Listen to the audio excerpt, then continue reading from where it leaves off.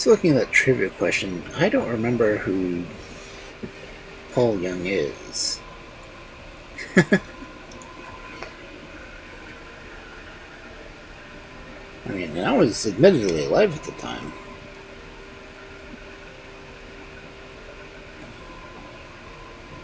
But, I didn't really watch the concert.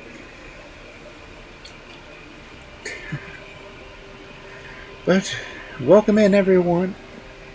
Thank you for getting first and for lurking, Taka.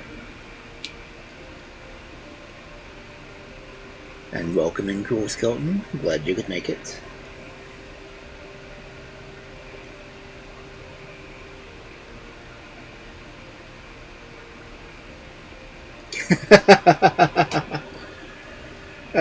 Yeah, he would be.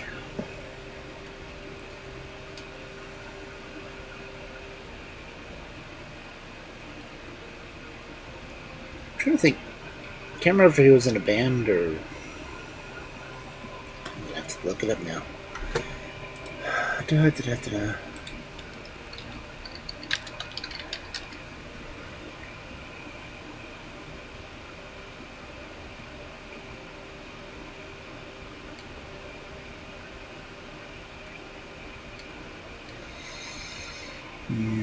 Nope, still wrong.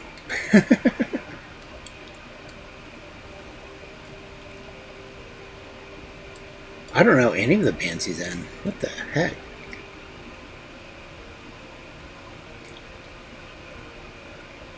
Okay, maybe I know Mike and the Mechanics. But that's the only band I've seen him linked to that I've ever heard of.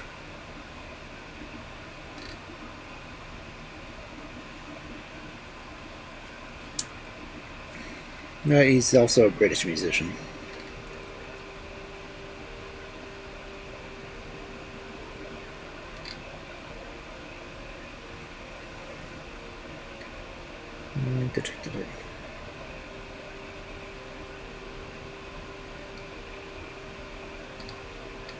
Not really. I don't recognize any of the songs. And he even had a song in the movie 16 Candles that I don't remember that.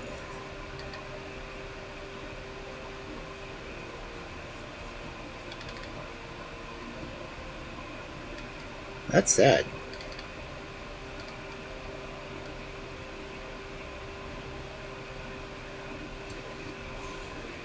I mean, other people in his band have played with people, but I don't know any of these at all. That's weird. Oh well. Hi, Guilty. Welcome in.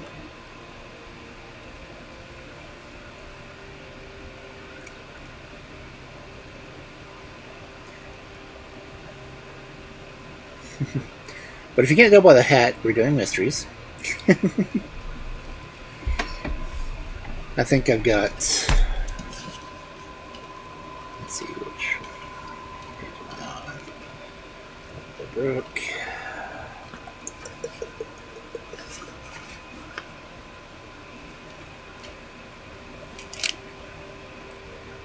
I only have 3 stories left in this book.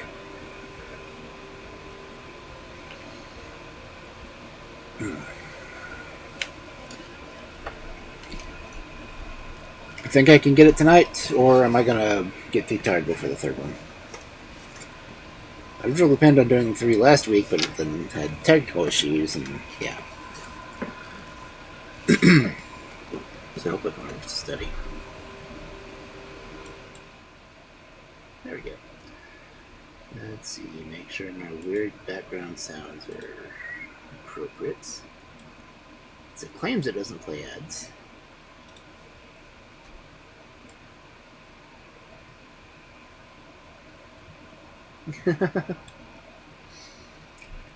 Congrats on getting 3rd, Skeleton. No one's gotten 2nd yet.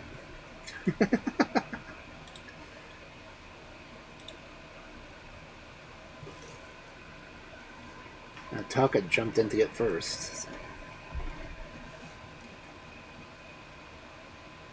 Congress.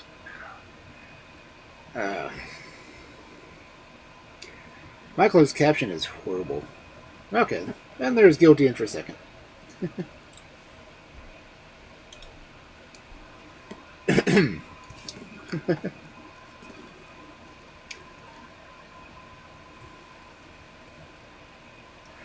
But anyway, may go ahead and get started early to see if I can get all 3 stories tonight. Which will probably take me overtime because these are a little bit longer stories. But it is interesting to see if my narrations do the closed caption better than my regular speaking do.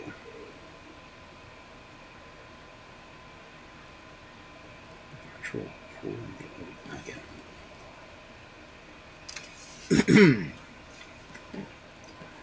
So let's get a jump on this. The Experiences of Loveday, Brooke, Lady Detective, by C.L. Perkis, author of Lady Lovelace, etc., etc. Drawn Daggers. I admit that the dagger business is something of a puzzle to me, but as for the lost necklace, well, I could have understood that. A child would have terribly understood that, said Mr. Dyer irritably. When a young lady loses a valuable article of jewelry and wishes to hush the matter up, the explanation is obvious. Sometimes, answered Miss Brooke calmly, the explanation is as obvious as the one to be rejected, not accepted. The 2 of these had been, so to speak, jangling a good deal that morning. Perhaps the fact was in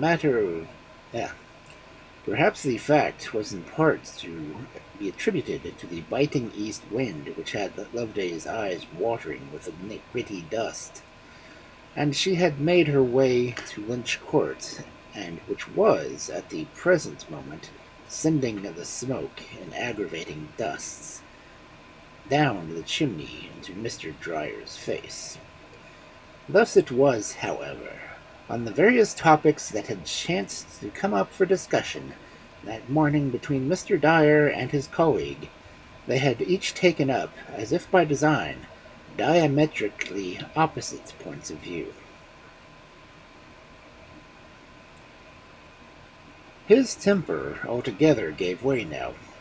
If, he said, bringing his hand down with emphasis on his writing table, you lay it down as a principle that the obvious is to be rejected in favor of the abstruse, you'll find yourself launched into a predicament of having to prove that 2 apples added to 2 other apples do not make 4. But there, if you don't choose to see things from my point of view, that is no reason why you should lose your temper. Mr. Hawk wishes to see you, sir, said a clerk at the moment entering the room. It was a fortunate diversion. Whatever might be the differences of opinion in 2 of these which might indulge in private, they were careful never to parade those differences before their clients. Mr. Dyer's irritability vanished in a moment. "Show the gentleman in," he said to the clerk. Then he turned to Loveday. "This is Reverend Anthony Hawk, the gentleman at whose house I told you that Miss Monroe is staying temporarily. He is a clergyman of the Church of England, but gave up his living some 20 years ago when he married a wealthy lady. Miss Monroe has been sent over to his guardianship from Pekin by her father, Sir George Monroe, in order to get her out of the way of a troublesome and undesirable suitor." The last sentence was added in a low and hurried tone, for Mr. Hawk was at that moment entering the room. He was a man close upon 60 years of age, white-haired, clean-shaven, with a full, round face to which a small nose imparted a somewhat infantine expression. His manner of greeting was urbane, but slightly flurried and nervous. He gave Loveday the impression of being an easy-going, happy-tempered man who, for the moment, was unusually disturbed and perplexed. He glanced uneasily at Loveday. Mr. Dyer hastened to explain This was a lady by whose aid he hoped to get to the bottom of the matter now under consideration. It is, if there's no case of objection in my showing you this, said Mr. Hawk, it came by post this morning. You see, my enemy still pursues me. As he spoke, he took from his pocket a big square envelope, from which he drew a large-sized sheet of paper. On this sheet of paper were roughly drawn, in ink, 2 daggers, about 6 inches in length, with remarkably pointed blades. Mr. Dyer looked at the sketch with interest. "We will compare the drawing and its envelope with those you previously received," he said, opening a drawer of his writing table, and taking thence a precisely similar envelope. On the sheet of paper, however, in this envelope enclosed, there were drawn 1 dagger only. He placed both envelopes in their enclosures side by side, and in silence compared them. Then, without a word, he handed them to Miss Brooke, who, taking a glass from her pocket, subjected them to a similar careful and minute scrutiny. Both envelopes were of precisely the same make. Each were addressed to Mr. Hawk's London address in a round, schoolboyish, copybook sort of hand. The hand so easy to write and so difficult to bring home to any writer on account of its want of individuality. Each envelope likewise bore a Cork and London postmark. The sheet of paper, however, that the first envelope enclosed, bore the sketch of a 1 dagger only. Loveday laid down her glass. "The envelopes," she said, "have undoubtedly been addressed by the same person, but these last 2 daggers have not been drawn by the hand that drew the first. The dagger number 1 was evidently drawn by a timid, uncertain, and inartistic hand. See how the lines wave and how they have been patched here and there. The person who drew the other daggers, I should say, could do better work. The outline, though rugged, is bold and free. I should like to take these sketches home with me and compare them again at my leisure." "I felt that I'd be sure your opinion would be," said Mr. Dyer complacently. Mr. Hogg seemed much disturbed. "Good gracious!" he ejaculated. "You don't mean to say that I have 2 enemies pursuing me in this fashion? What does it mean? How can it be? Is it possible? Do you think that these things have been sent to me by the members of some secret society in Ireland, under error, of course, mistaking me for someone else? They can't be meant for me. I have never, in my whole life, been mixed up with any political agitation of any sort." Mr. Dyer shook his head. "Members of secret societies generally make pretty sure of their ground before they send out missives of this kind," he said. "I have never heard of such an error being made. I think, too, we mustn't build any theories on the Irish postmark. The letters may have been posted in Cork for the sole purpose of drawing off the attention to some other quarter." "Will you tell me a little about your loss of the necklace?" here said the lady, bringing the conversation suddenly round from the daggers to the diamonds. "I think," interposed Mr. Dyer, turning towards her, "that the episode of the drawn daggers, drawn in a double sense, should be treated entirely on its own merit, considered as a thing apart from the loss of the necklace. But I am inclined to believe that when we have gone a little further into the matter, we shall find that each circumstance belongs to a different group of facts. After all, it is possible that these daggers may have been sent by way of a joke, a rather foolish one, I admit, by some harum-scarum fellow bent on causing a sensation." Mr. Hawk's face brightened. "Ah, now do you think so? Really think so?" he ejaculated. "It would lift such a load from my mind if you could bring home the thing in this way to some practical joker. There are a lot of such fellows knocking about in the world. Why, now I come to think of it, my nephew Jack, who is a good deal with us just now, and is quite so steady a fellow as I should like him to be, must be a good many such scamps among his acquaintances."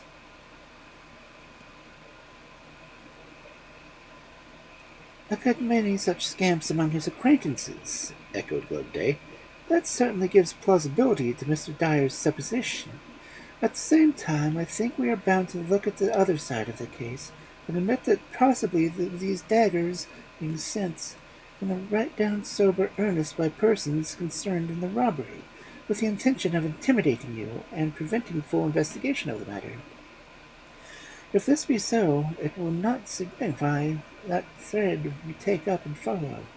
If we find the sender of the daggers, we are safe to continue upon the thief. If we follow up and find the thief, the sender of the daggers will not be far off." Mr. Hawk's face fell once more. "It's an uncomfortable position to be in," he said slowly. "Suppose, whoever they are, they will do the regulation thing, and next time we'll send an installment of 3 daggers, in which case I may consider myself a doomed man." Hey, Wintru.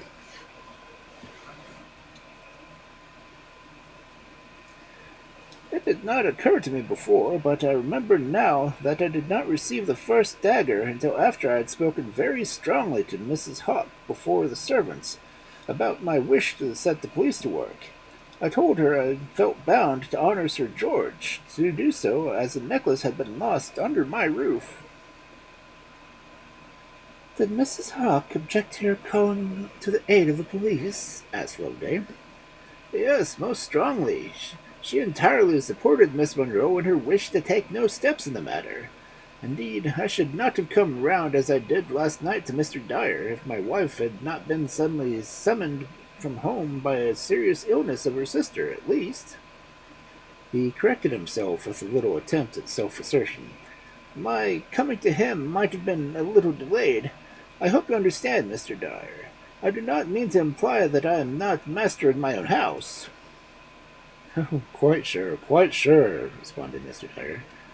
"If Mrs. Hawk and Miss Monroe give you any reasons for not wishing you to involve in the matter—" "All told, I should think they have given 100 reasons. I can't remember them all. For one thing, Miss Monroe said it might necessitate her appearing to the police courts, a thing she would not consent to, and she certainly did not consider the necklace worth the fuss I was making over it. And that necklace, sir, has been valued at over £900, and has come down to the young lady from her mother." "And Mrs. Hawk?" "Mrs. Hawk supported Miss Monroe in her views on the presents, but privately to me afterwards she gave other reasons for not wishing the police called in. Girls, she said, are always careless with her jewelry. She might have lost the necklace in Pekin, and never brought it to England at all." "Quite so," said Mr. Dyer. "I think I understand you to say no one had seen the necklace since Miss Monroe's arrival in England. Also, I believe it was she who first discovered it to be missing." "Yes. Sir George, when he wrote apprising me of his daughter's visit, added a postscript to the letter saying that his daughter was bringing her necklace with her, and he would feel greatly obliged if I would have it deposited in little delay as possible at my banker's, where it could be easily got at if required. I spoke to Miss Monroe about doing this 2 or 3 times, but she did not seem at all interested to comply with her father's wishes. Then my wife took the matter in hand. Mrs. Hawk, I must tell you, has a very firm, resolute manner. She told Miss Monroe plainly that she would not have the responsibility of those diamonds in the house, and insisted that there and then they should be sent off to the bankers. Upon this, Miss Monroe went up to her room and presently returned, saying that her necklace had disappeared. She herself, she said, had placed the necklace in the jewel case, and the jewel case in her wardrobe, when her boxes were unpacked. The jewel case was in the wardrobe right enough, and no other article of jewelry appeared to have been disturbed, but the little padded niche in which the necklace had been disposed was empty. My wife and her maid went upstairs immediately and searched every corner of the room, but I'm sorry to say, without any result." "Miss Monroe, I suppose, has her own maid?" "No, she is not. A maid, an elderly native woman who left Pekin with her, suffered so terribly from seasickness that when she reached Malta, Miss Monroe allowed her to land and remain there in charge of an agent of P&O Company until an outward-bound packet could take her back to China. It seems the poor woman, though, thought she was going to die, and was in a terrible state of mind because she hadn't brought her coffin with her. I dare say you know the terror these Chinese have of being buried on foreign soil. After her departure, Miss Monroe engaged one of the steerage passengers to act as her maid for the remainder of the voyage. Did Miss Monroe make the long journey from Pekin accompanied only by this native woman? No, her friends escorted her to Hong Kong, by far the roughest part of the journey. From Hong Kong she came on the Colombo, accompanied only by her maid. I wrote and told her father I would meet her at the docks in London. The young lady, however, preferred landing in Plymouth, and telegraphed to me from there that she was coming by rail to Waterloo, where, if I liked, I might meet her. She seems to be a young lady of independent habits. Was she brought up and educated in China? Yes, by a succession of French and American governesses. After her mother's death, when she was little more than a baby, Sir George could not make up his mind to part with her, as she was his only child. I suppose you and her Sir George Monroe are old friends. Yes, he and I are great chums before he went to China, about 20 years ago, and it was only natural when he wished to get his daughter out of the way of the young Denver's impertinent attentions that he should ask me to take charge of her till he could claim his retiring pension and set up his tent in England. Is that the chief objection to Miss Danvers' attentions? Well, he is only a boy of 21 and has no money in the bargain. He has been sent out to Pekin by his father to study the language, in order to qualify for a billet in the customs, and it may be a dozen years before he is in position to keep a wife. Now, Miss Monroe is an heiress, will come into her mother's large fortune when she is of age, and Sir George naturally would like her to make a good match. I suppose Miss Monroe came to England very reluctantly. I imagine so. No doubt it was a great wrench for her to leave her home and friends in that sudden fashion to come to us, who are, one and all, utter strangers to her. She is a very quiet, very shy and reserved. She goes nowhere and sees no one. When some old China friends of her father's called to see her the other day, she immediately found that she had a headache and went to bed. I think on the whole, she gets on better with my nephew than with anyone else. Will you kindly tell me how many persons your household consists of at the present moment? At the present moment, we are one more than usual, for my nephew Jack is home on his regiment from India and is staying with us. As a rule, my household consists of my wife, myself, a butler, cook, housemaid, and my wife's maid, who just now is doing double duty as Miss Monroe's maid also. Mr. Dyer looked at his watch. I have an important engagement in 10 minutes' time, he said. I must leave you and Miss Brooke to arrange details as how and when she will begin working inside your house. For, of course, in a case of this sort, we must, in first instance at any rate, concentrate attention within your four walls. The less delay the better, said Loveday. I should like to attack the mystery at once, this afternoon. Mr. Hawk thought for a moment. According to present arrangements, he said with a little hesitation, Mrs. Hawk will return next Friday. That's the day after tomorrow, so I can only ask you to remain in the house till the morning of that day. I'm sure you will understand there might be some little awkwardness, and... Oh, quite so, interrupted Loveday. I don't see at the present that there will be any necessity for me to sleep in the house at all. How would it be for me to assume the part of a lady house decorator in the employment of the West End firm, and sent by them to survey your house and advise upon its redecoration? All I should have to do would be to walk about the rooms with my head on one side and a pencil and notepad in my hand. I should interfere with no one, your family life would go on as usual, and I could make work as short or as long as necessary might dictate. Mr. Hawk had no objections to offer this.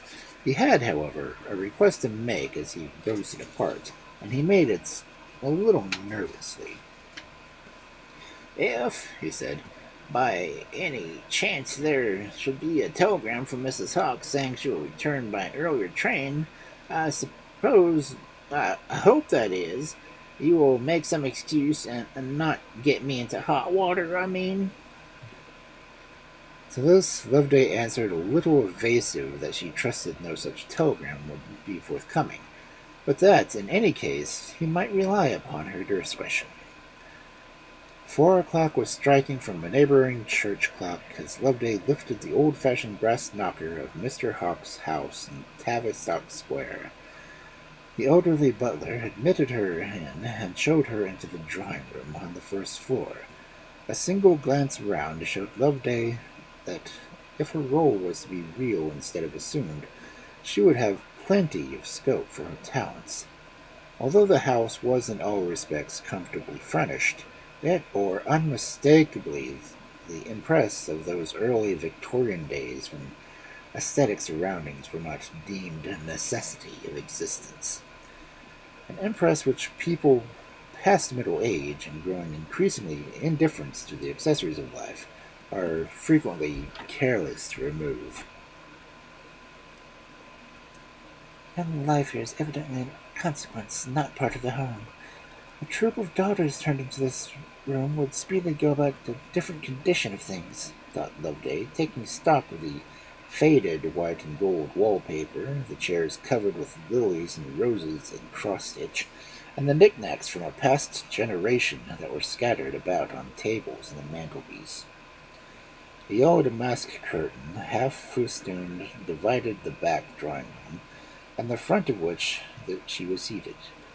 From the other side of this curtain there came to her sound of voices, those of a man and a girl. "Cut the cards again, please," said the man's voice. "Thank you. There you are again, the Queen of Hearts, surrounded with diamonds, and turning her back on a knave. Miss Monroe, you can't do better than that to make your fortune come true. Turn your back on the man who let you go without a word, and—" "Hush!" interrupted the girl with a little laugh. "I heard the next room door open. I'm sure someone came in." The girl's laugh seemed to Loveday utterly destitute of that echo of heartache in that circumstances might have been expected. At this moment Mr. Hawkins entered the room, and almost simultaneously the two young people came from the other side of the yellow curtain and crossed towards the door. Loveday took a survey of them as they passed. The young man, evidently my nephew Jack, was a good-looking young fellow with dark eyes and hair. The girl was a small, slight, and fair. She was perceptibly less at home with Jack's uncle than she was with Jack, for her manner changed and grew formal and reserved as she came to face with him. "We're going downstairs and having a game of billiards," said Jack, addressing Mr. Hawk, and throwing a look of curiosity at Loveday. "Jack," said this old gentleman, "what would you do if I told you I was going to have the house redecorated from top to bottom, and that this lady had come to advise on the matter?" This was the nearest, and almost Inglesy, approach to the fabrication that Mr. Hawk would allow to pass his lips. "Well," answered Jack promptly, "I would say, not before it's time. That would cover a good deal." Then the two young people departed in company. Loveday went straight to her work. "I'll begin by surveying at the top of the house, and at once, if you please," she said. "Will you kindly tell one of your maids to show me through the bedrooms? And if it is possible, let that maid be the one who waits on Miss Monroe and Mrs. Hawk." The maid who responded to Mr. Hawk's summons was in perfect harmony in the general appearance of the house. In addition, however, to being elderly and faded, she was also remarkably sour-visaged, and carried herself as if she thought that Mr. Hawk had taken a great liberty in thus commanding her attendance. In dignified silence she showed Loveday over the topmost story, where the servants' bedrooms were situated, and with somewhat supercilious expression of countenance, watching her making various entries in her notebook. In dignified silence also she led the way down to the second floor, where were the principal bedrooms of the house. "This is Miss Monroe's room," she said as she threw back a door of one of these rooms, then shut her lips in a snap again, as if they were never going to open again. The room that Loveday entered was, like the rest of the house, furnished in a style that prevailed in the early Victorian period. The bedstead was elaborately curtained with pink lined-up upholstery. The toilet table was befrilled with muslin and tarlatan out of the likeness of the table. The one point, however, that chiefly attracted Loveday's attention was the extreme neatness that prevailed throughout the apartment. A neatness, however, that was carried out with so strict an eye to comfort and convenience that it seemed to proclaim the hand of a first-class maid. Everything in the room was, so to speak, squared off to the quarter of an inch, and yet everything that a lady could require was dressing lay ready at hand. The dressing gown laying on the back of a chair had a footstool and slippers behind. A chair stood in front of the toilet table, and on the small Japanese table to the right of the chair were placed hairpin box, comb, brush, and a hand mirror. "This room will want money spent upon it," said Loveday, letting her eyes roam critically in all directions. "Nothing but Moorish woodwork, and take off the squareness of these corners. But what a maid Miss Monroe must have! I've never before saw a room so orderly, and at the same time so comfortable." This was so direct an appeal to conversation that the sour-visaged maid felt compelled to open her lips. "I'll wait on Miss Monroe for the present," she said sharply. "But, to speak the truth, she scarcely requires a maid. I've never before in my life had dealings with such a young lady." She does so much for herself, you mean? Declines much assistance?" "She is like no one else I've ever had to do." This was said even more sharpish than before.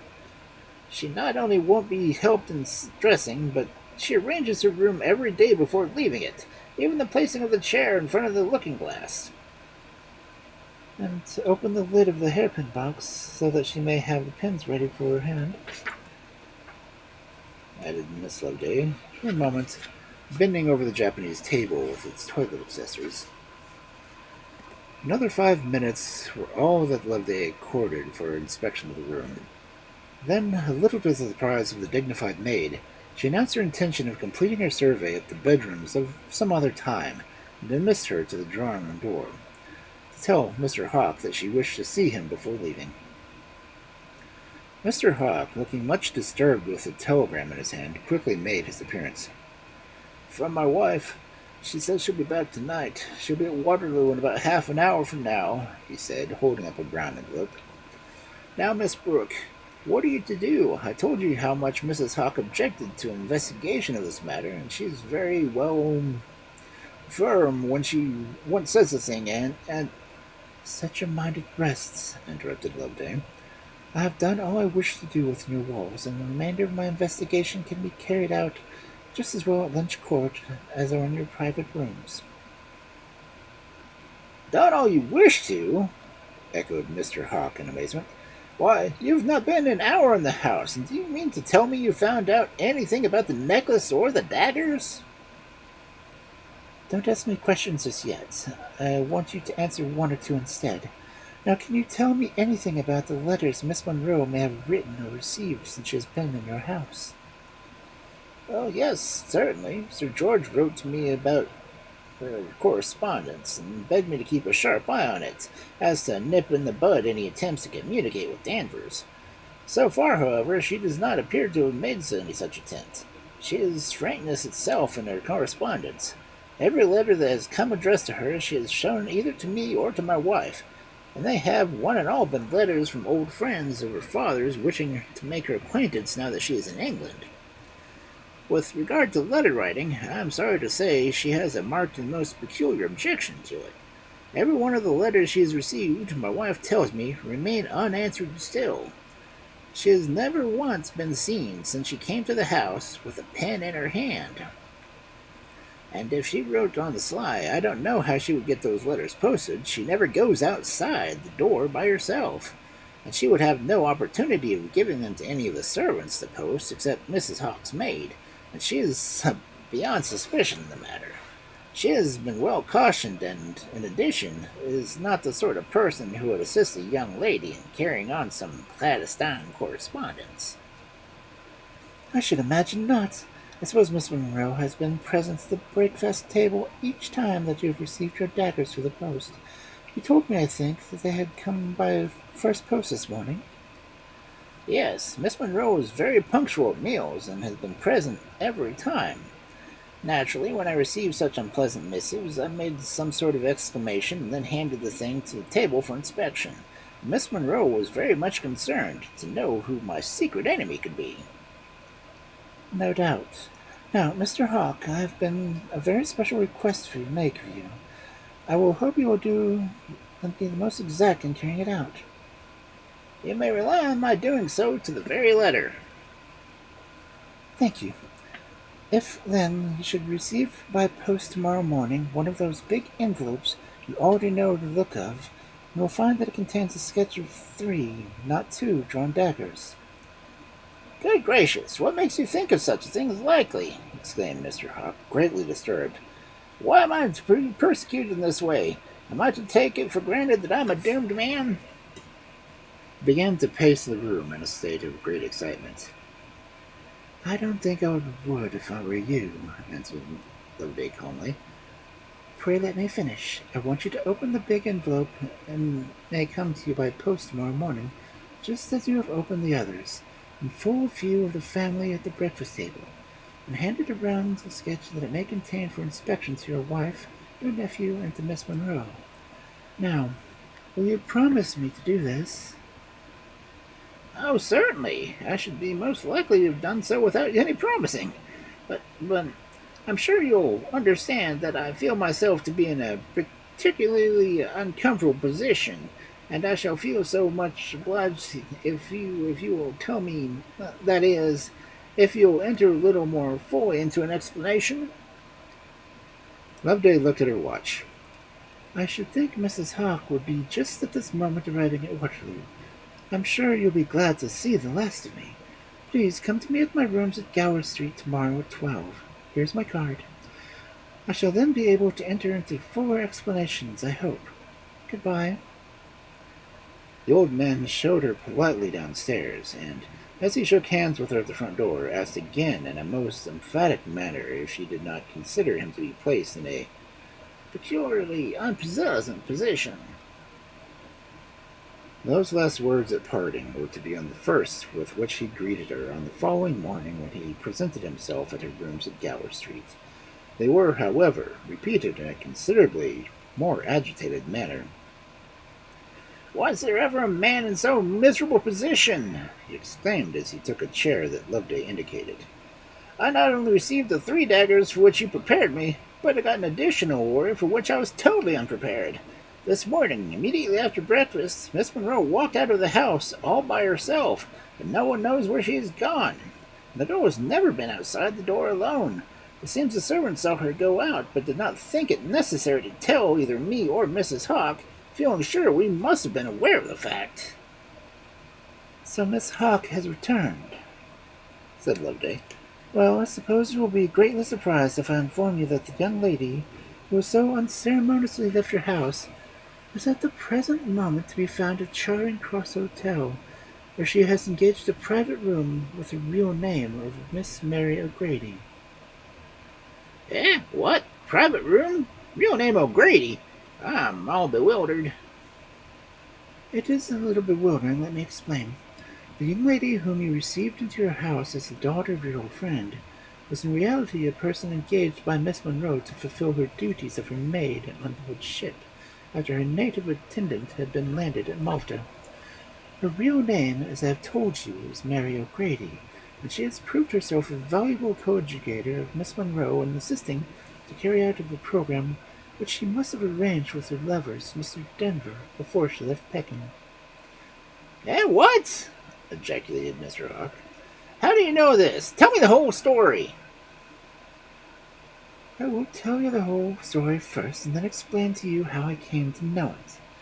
From what has followed, it seems to me that Miss Monroe must have been arranged with Mr. Danvers that she was to leave Pekin within 10 days of her so-called doing, travel by route by which he came and land in Plymouth, where he was to receive a note from her, apprising him of her whereabouts. So as soon as she was on board ship, Miss Monroe appears to have set her wits to work with a great energy. Every obstacle to the carrying out of her program appears to have met and conquered. Step number 1 was to get rid of her native maid, who perhaps might have been faithful to her master's interests and provided troublesome. I have no doubt that the poor woman suffering terribly from sickness, as it was her first voyage, and I have equally no doubt that Miss Monroe worked on her fears and persuaded her to land at Malta and to return to China by the next racket. Step number 2 was to find a suitable person who, for consideration, would be willing to play the part of a Pekin heiress among heiress friends in England, while the young lady herself arranged her private affairs to her own liking. That person was quickly found among the steerage passengers of the Colombo, and Miss Mary O'Grady, who had come on board with her mother at Salem, and who, from the glimpse I had of her, must, I should conjecture, have been absent many years from the land of her birth.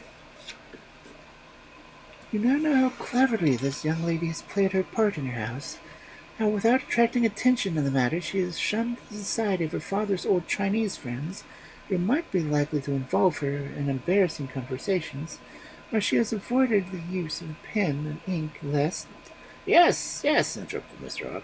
But my dear Miss Brooke, wouldn't it be as well for you and me to go to the Charing Cross Hotel and get all the information we can from inspecting Miss Monroe and her movements?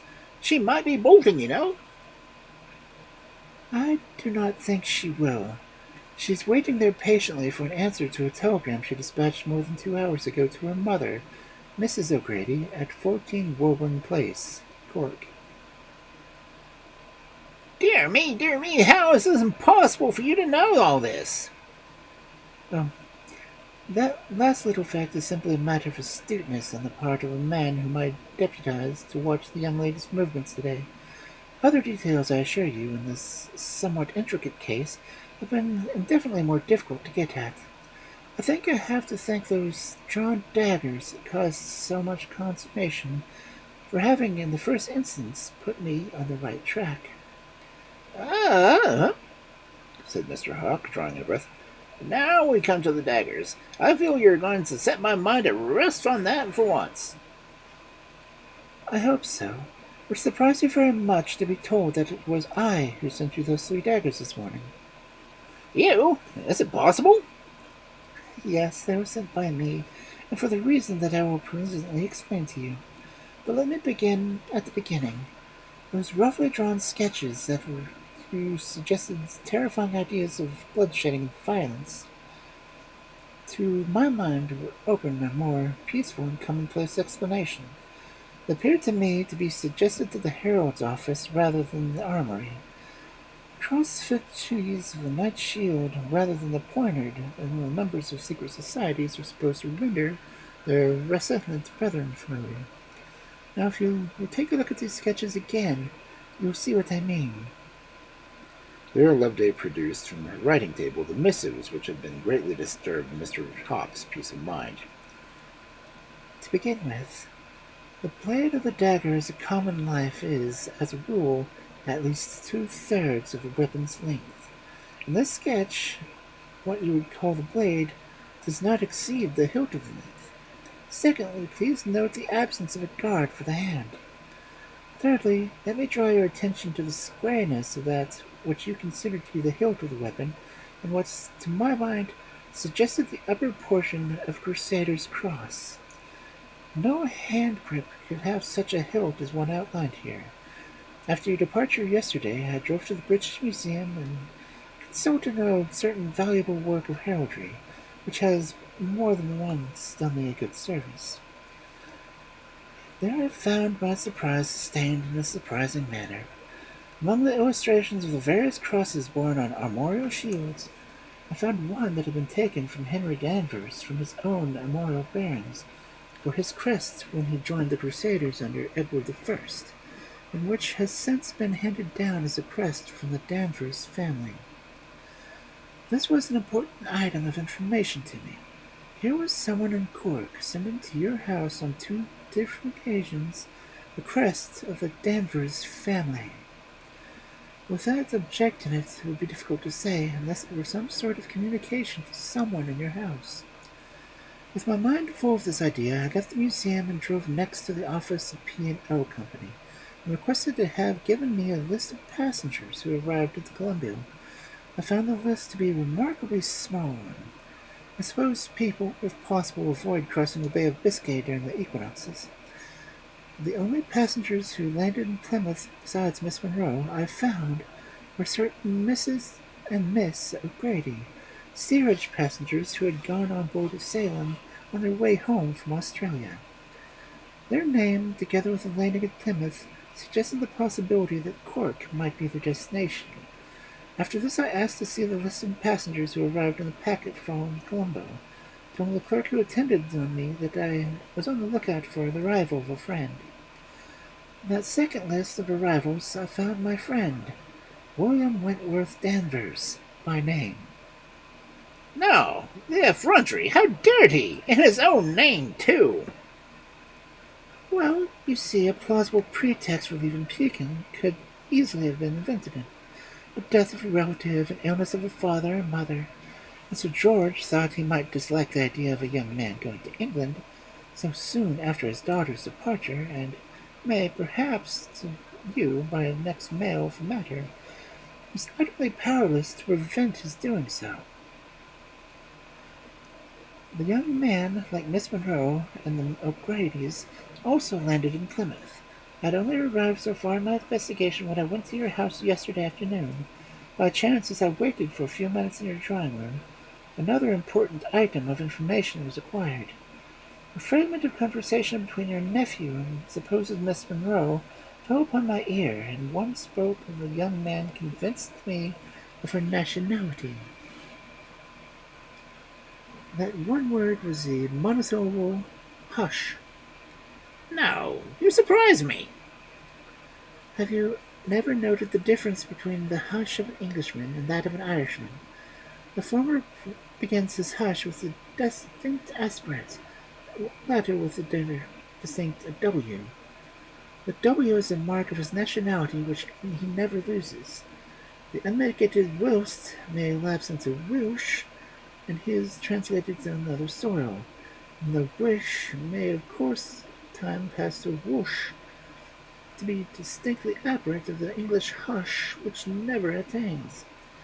Now Miss O'Grady's was pronounced as whoosh, as it was possible for the lips of a Hibernian to utter. And from that you concluded that Miss O'Grady was playing the part of Miss Monroe? Not immediately. My suspicions were excited, certainly, when I went up to her room. In company of Mrs. Hawke's maid, those suspicions were confirmed. The orderliness of that room was something remarkable. Now there is an orderliness of a lady in arrangement of a room, and the orderliness of a maid. The two things, believe me, are widely different. A lady who has no maid or who has the gift of orderliness will put things away when done with, and so leave her room a picture of neatness. I don't think, however, it would for a moment occur to her to put things so as to be conveniently ready for her to use the next time that she dresses in that room. This would be what a maid, accustomed to arrange a room for her mistress's use, would do automatically. Now, the neatness I found in the supposed Miss Monroe's room was the neatness of a maid, not of a lady. I was assured by Mrs. Hawke's maid that it was the neatness accomplished by her own hand. As I stood there looking at that room, the whole conspiracy, if I may call it so, little by little pieced itself together and became plain to me. Possibilities quickly grew into probabilities, and those probabilities, once admitted, brought their suppositions in their train. Now, supposing Miss Monroe and Mary O'Grady had greeted to exchange places, the Pekin heiress for the time being occupied Mary O'Grady's place in a humble home at Cork, and vice versa. What means of communicating with each other had they arranged? How was Mary O'Grady to know that she might lay aside her assumed role and go back to her mother's house? There was no denying the necessity of such communication.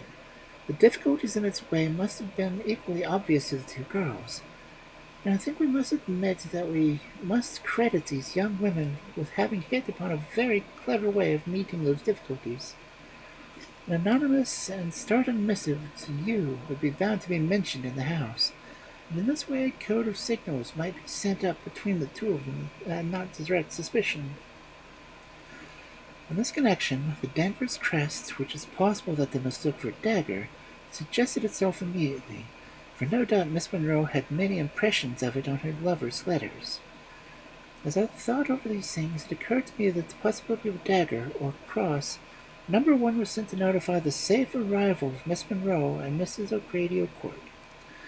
The two daggers or crosses you subsequently received on the day of Mr. Denver's arrival at Plymouth, and were, I should say, sketched by his hand.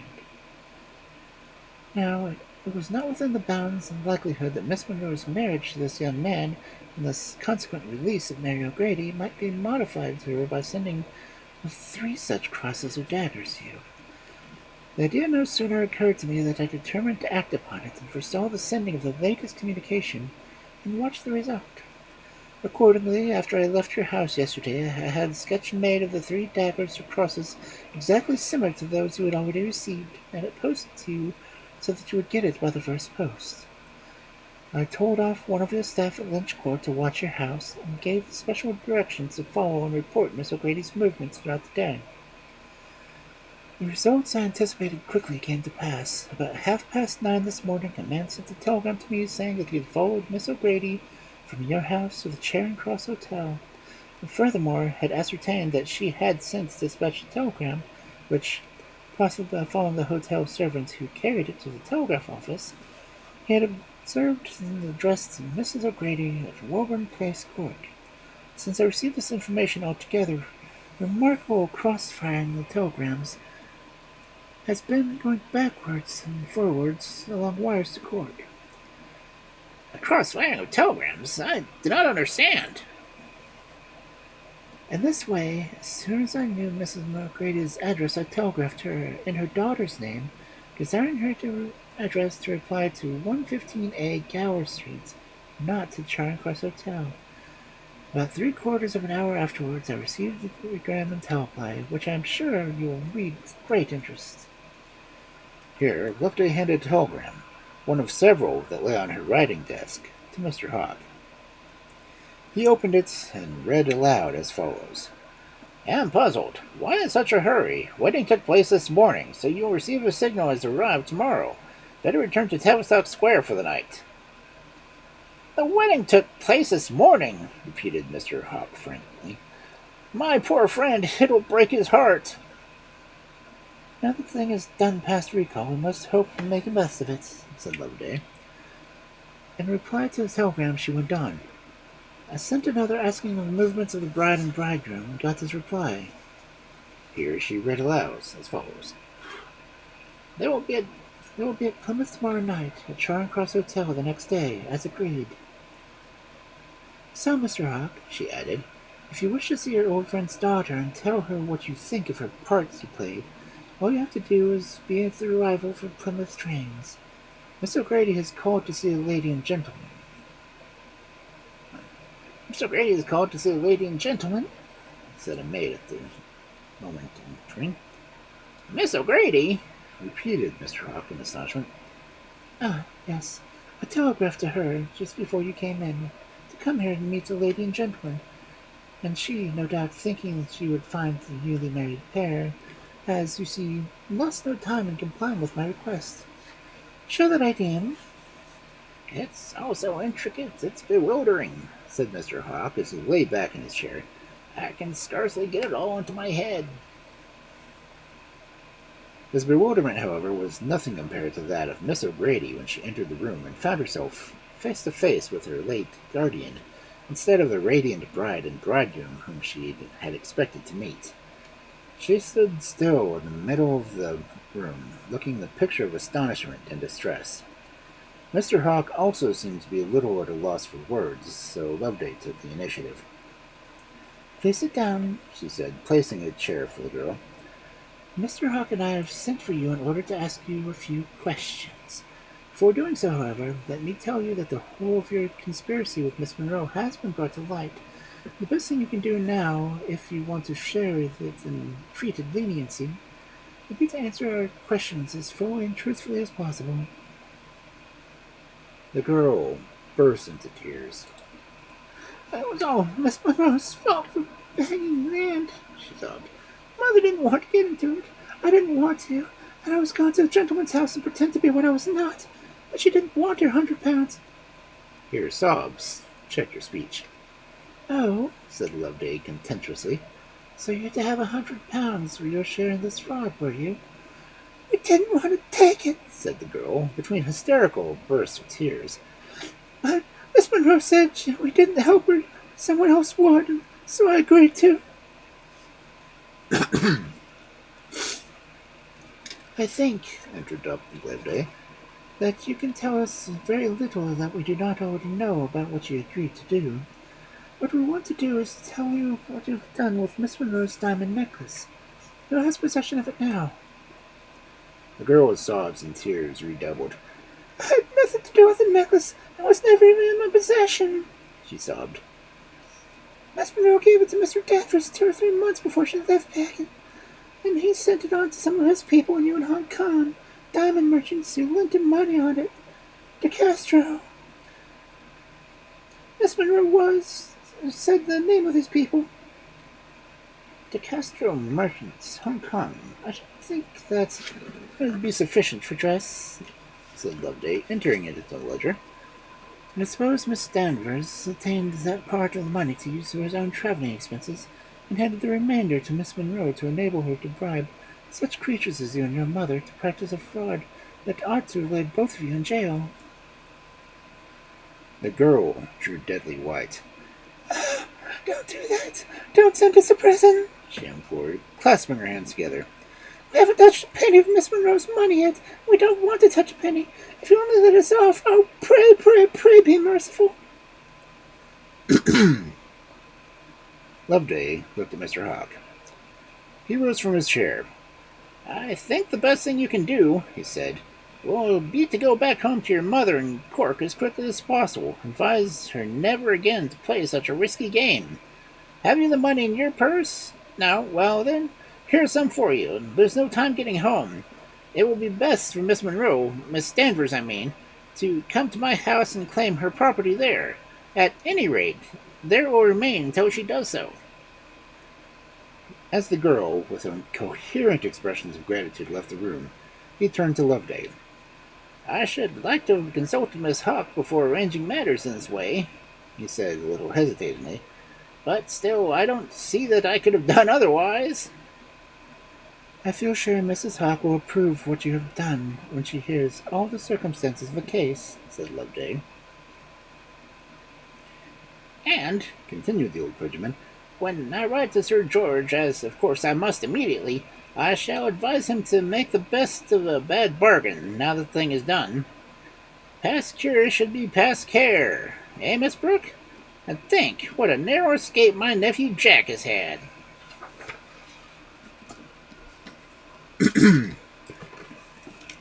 Okay, let's go and go to bed. You made it through the story.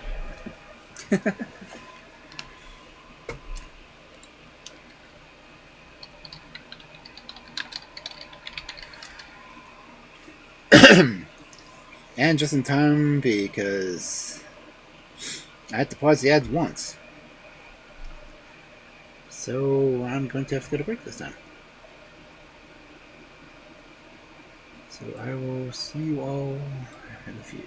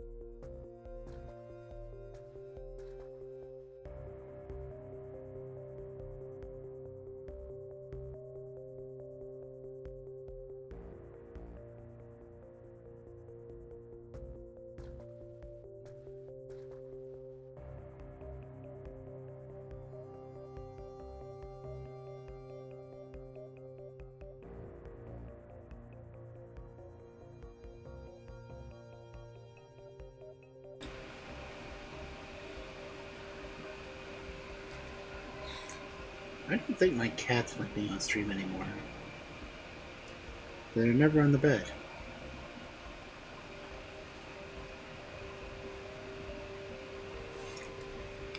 Anyway.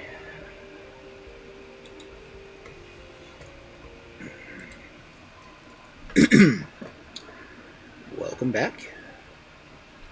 So that was the last story about Loveday, Brooke, the detective. Now we have 2 individual stories left. So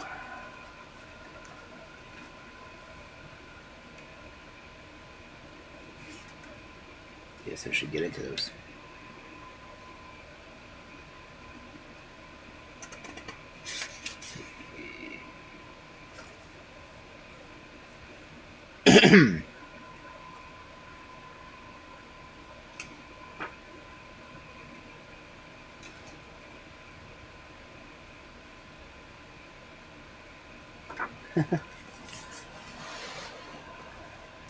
It does make me wonder about this one in title. Since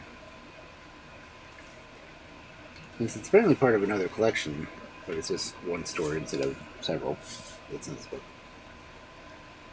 The story series is Not Me Coffee. The Romance of the Secret Service Fund by Fred M. White. The Mazaroff Rifle, a complete story. Newton Moore came into the War Office in response to a code telegram and a hint that speed was of the essence of the contract. Sir George Morley plunged immediately into the subject. "I've got a pretty case for you," he said. "I suppose you've never heard of such a thing as a Mazaroff rifle?" Moore admitted his ignorance. He opined that it was something new, and something that had gone wrong with the lethal weapon in question. "Oh, quite right. It will be your business to recover it," Sir George explained. "The gun is the invention of a clever young Russian, Nicholas Mazaroff by name. We have tested the weapon, which, as a matter of fact, we have purchased from Mazaroff. The rifle is destined to entirely revolutionize infantry tactics, and indeed, it is a most wonderful affair. The projectile is fired by liquid air. There are no cartridges, and there is practically no friction beyond the passage of the bullet from the barrel. It is possible to fire the rifle some 400 times before recharging. In addition, there is absolutely no smoke and no noise. You can imagine the value of this discovery." "I can indeed," Moore observed. "I should very much like to see it." "And I should like you to see it in all things," Sir George said dryly.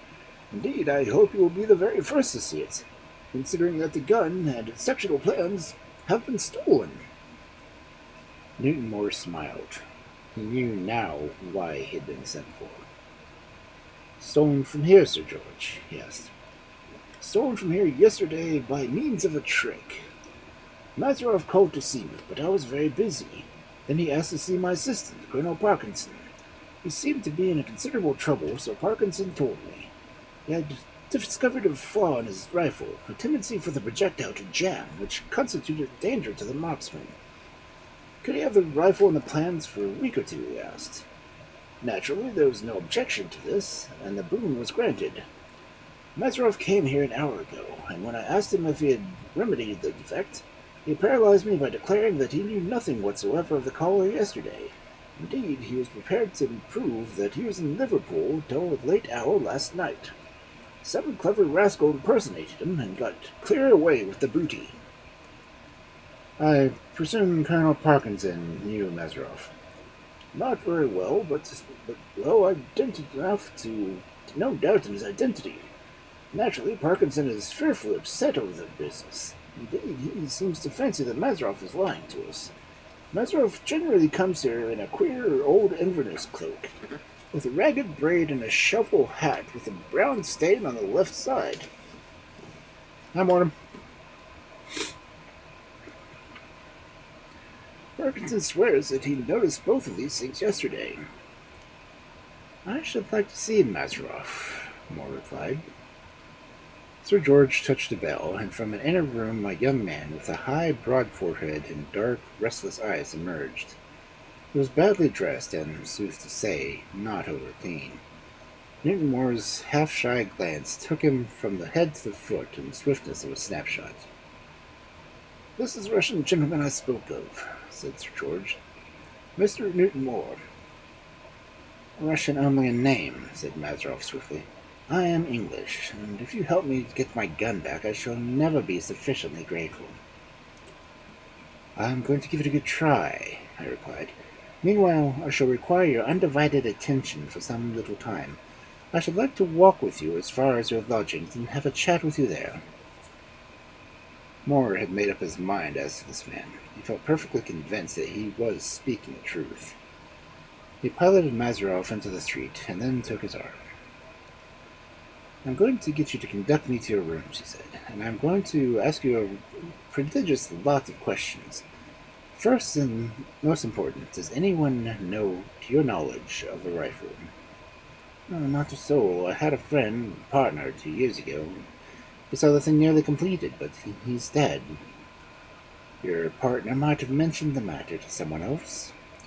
"Yeah, he might. Poor Franz was a convivial creature. He did not possess a real secret." "No, but he might have hinted to somebody that you were on the edge of a gigantic discovery. That somebody might have kept his eye on you. He might have seen you coming from and going to the War Office." Mazaroff nodded gravely. All these things were on the knees of the gods. "At any rate, someone must have known, and somebody must have impersonated you," Moore proceeded. "You haven't a notion who it is, and so I will not bother you to question you further. I have the look of a cool and clever scoundrel, and one moreover, who is a consummate actor." "Good enough," Mazaroff said dryly. "Seeing that fellow actually had the impudence to pass himself off as my landlady as myself, and borrow my hat and Inverness, the ones that I'm wearing now, and cool enough to return them." All of this Mazaroff's landlady consequently confirmed. She had known, of course, that her lodger had gone to Liverpool on business, and she had been surprised to see him return. The alter ego had muttered something suddenly recalled. Had been taken off a frock coat and a tall hat matched those Mazaroff used to travel in, and he had gone out immediately with the older and more familiar garments. "You had no suspicion?" Moore asked. The landlady was fat, but by no means scant of breath. It was a misfortune of her lady, who had fallen from high status socially, that she was compelled to inhabit a house of considerable gloom. Furthermore, her eyes were not the limpid orbs into which many lovers have once looked into languishingly. Was a body to blame when slippery rascals were about? "Nobody's blaming a body," Newton Moore smiled. "I don't think we need to trouble you any more, Mrs. Jarrett." Mrs. Jarrett departed with an avowed resolution to have the law of somebody or other over this business, and a blissful silence followed. Mazaroff had stripped off his hat and coat. "You must have been carefully watched yesterday," Moore observed. "I suppose that this hat and cloak you're double borrowed." Mazaroff nodded, and Moore proceeded to examine the cloak. It was just possible that the thief might have left some clue, however small. Moore turned out the pockets. "I'm certain you'll find nothing there," said Mazaroff. "There's a hole in both pockets, and I'm careful to carry nothing in them." "Nothing small, I suppose you mean," Moore replied as he brought to light some dingy-looking papers folded like a brief. He threw the bundle on the table, and Mazaroff proceeded to examine it languidly. A puzzled look came across his face. "These are not mine," he declared. "I never saw them before." These were some score and more sheets fastened together with a brass stud. The sheets were typed, and letterpress was in the form of a dialogue. In fact, the whole formed a play part from some comedy or drama. "This is a most important discovery," Moore observed. "Our friend must have been studying this on his way along and forgot it finally. We know now that we have a suspect all along. The man that impersonated you was by profession an actor, and that is something gained. Mazaroff caught a little of his companion's excitement. You can go further, he cried. You can find who this belongs to. Precisely what I'm going to do, said Moore. It is a fair inference that our man is playing in a new comedy and is taking the part of somebody else at short notice, or he could not have been learning this up in the cab. I have a friend who is an introverted theater-goer, a man who is peculiarly interested in a number of playhouses, and I am in the hopes that he may be able to locate this part for me. I'll see him at once. Moore drove away without further delay to Ebery Street, where dwelt the Honorable Jimmy Manningtree, an old young man with a strong taste for the drama and a good notion of getting value for the money he was fond in investing therein. He was an apple-faced individual with a keen eye and a marvelous memory for everything connected with the stage. "I'll bet you fit this dialogue to a play like a shot," he said when Moore had explained the errand. "Have some breakfast." Moore declined. Until he had identified the man, food was a physical impossibility. Hungry as he was, he felt that the first mouthful would choke him. He took up a cigarette and lay back in a chair whilst Manningtree pondered over the typewritten sheets before him. "Told you I'd name the lady," he cried presently. "I don't suppose the identity of the character of the person's name would be able to give you any yourself for the play, anyone following the play carefully." "But what is the name of the play?" Moore asked impatiently. "It's called Noughts and Crosses, one of the more popular comedies that has ever run at the Thespian. If you weren't so buried in your stories and your medicine mysteries at the War Office, you might have seen them all about it in last Monday's papers. Go and see the show. I'll give you a box." Then the play was produced for more time on Sunday nights. Moore was painting, eager to take the scent on. "Also, from what you say, the Thespian is one of the theaters you're interested in." Manningtree executed a wink of amazing slyness. The Honorable Jimmy was no means a comedian himself. "I believe you, my boy," he said. "I've got 10,000 locked up in there, and I shall get it back 3 times over after the Noughts and Crosses. If you would like to have a box tonight, you can." "You're very kind," Moore replied. He laid his hands across his knees to steady them.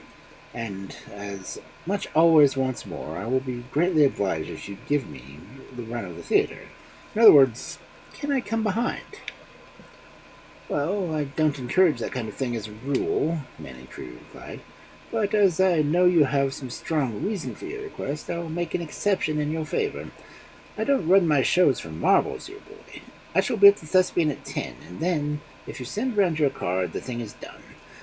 Only, I should like to know what you are driving at." Moore smiled quietly. "I dare say you would," he said. "Later on, perhaps. For the present, my lips are sealed. No breakfast, thanks. I couldn't swallow a mouthful. Only, don't fail me tonight, says your love of country." The brilliant audience filled the Thespian. The stalls were one flash of color and glitter and gems. The comedy was lively and sparkling. There was a strong story which the jewels were threaded. From the corner of his box, Moore followed the progress of the play.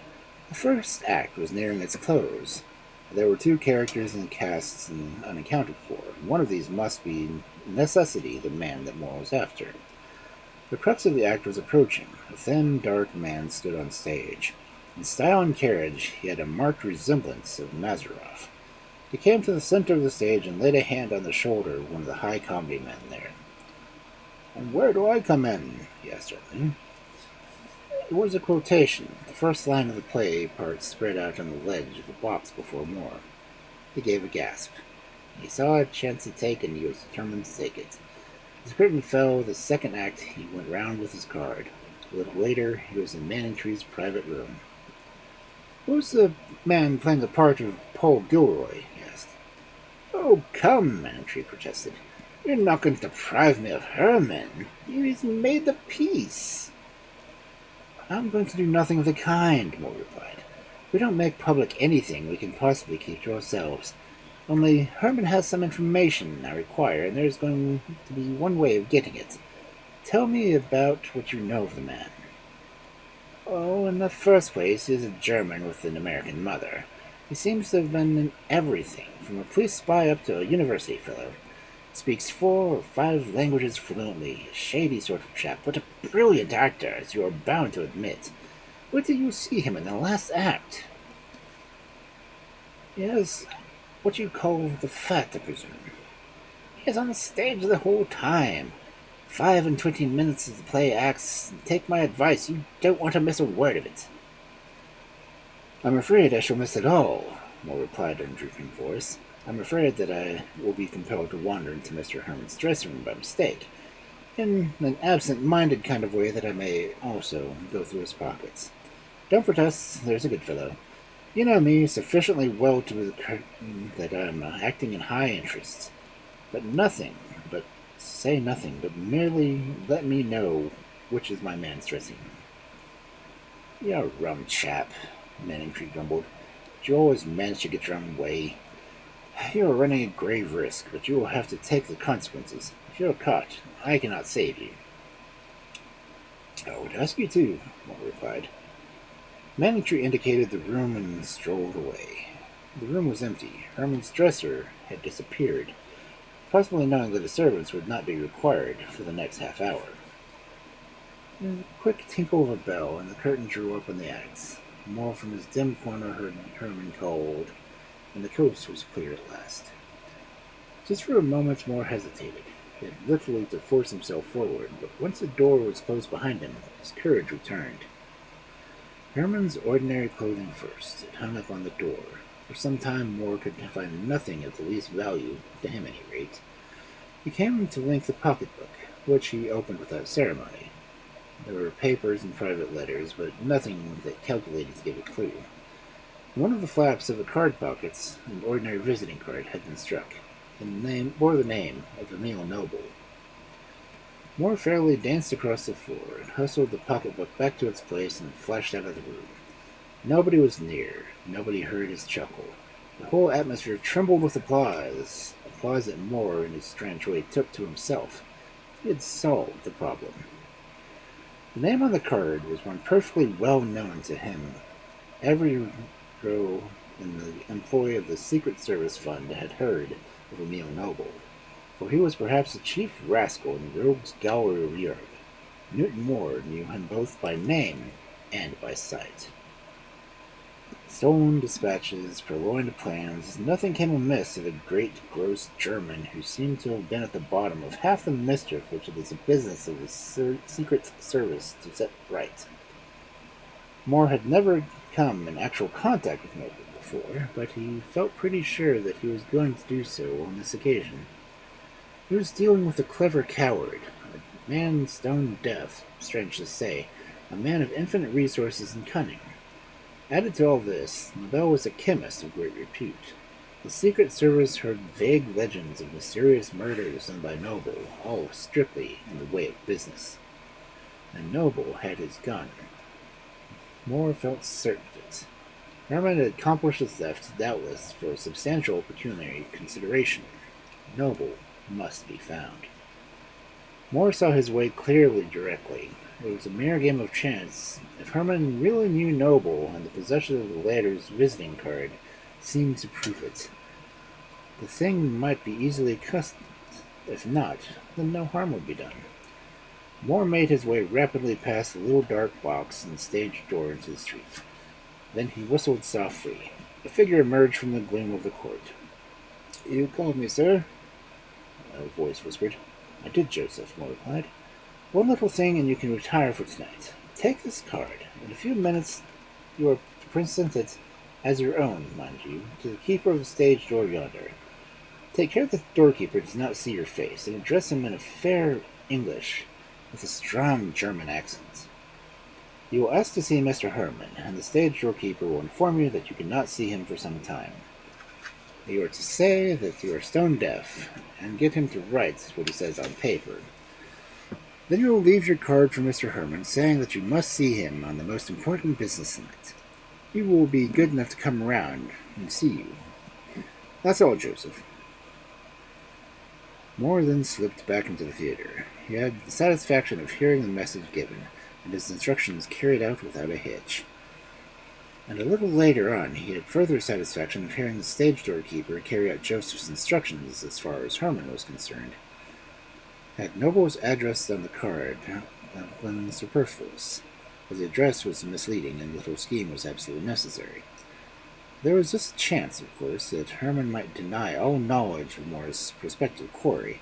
Not that Moore had much to fear from this after the episode of the borrowed clerk and the play part. Herman stood flushed and smiling as he received the compliments from fellow comedians. Moore watched them keenly as the stage doorkeeper delivered the card and the message. Most extraordinary, Herman muttered. You say that Mr. Noble was here himself. What was he like? A big gentleman, sir, far strong foreign accent, and deaf as a post. Herman looked relieved, but a puzzled expression was still on his face. All right, Blotton, he said. Send someone out to call a cab for me in 10 minutes. Sorry I can't come and sup with you fellows as arranged. A matter of business has suddenly cropped up. Moore left the theater without further delay. His little scheme had worked like a charm. All lay clear before him now. Herman knew important business with Noble. He knew where the latter was staying, and he was going unceremoniously to conduct Moore to his abode. And where Noble was present, there was the Mazaroff rifle. There could be no doubt about that now. Naturally, the upshot of all this would be that the conspirators would discover that someone was on the trail, but Moore could see no way of getting the destined information without alarming the enemy.